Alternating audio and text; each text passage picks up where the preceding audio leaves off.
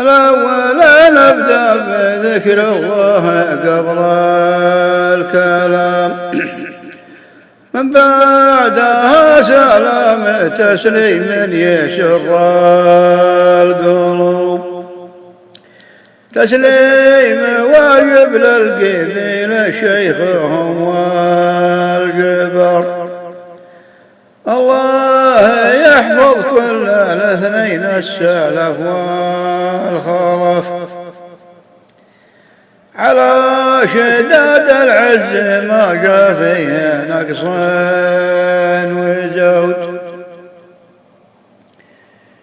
شدادهم من يوم جد الجد ما هو بديعه، لقف السلف ولي الخلف نازل على منزله. الله يوفقهم على درب الهدى والرشاد، والطيب اللي ما يقول فرقت ست طول عمره، يدير ويداري ويدرى كل علم بسعه. ماني موصي واحد ما هو بحاجات وصيه، لكن من حبي في الطيب وفي منطقه. فهد ولد عوض شيخ من مراسي شيوخه، معرب الجدين يفخر بالصفات العظيمة، العدل والحكمة ودرب الصدق منهاجله. ما غريبه يوم ينهج نهج جده وابوه،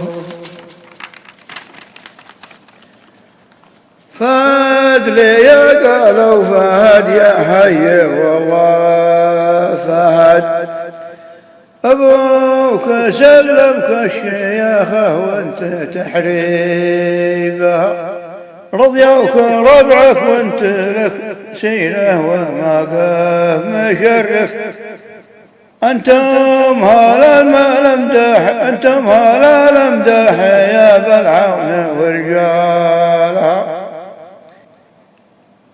مهما مدحنا ما نوفيكم حقوق علينا، تستاهلون المدح في هذه وفي غيرها.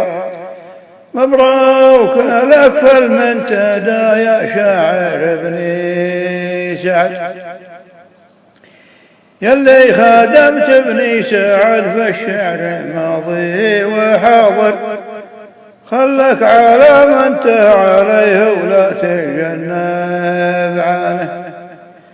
ولا تركت الشعر مدري من وين حصل بدالك، والله حسين النهيب ابدا فهو كفو لها.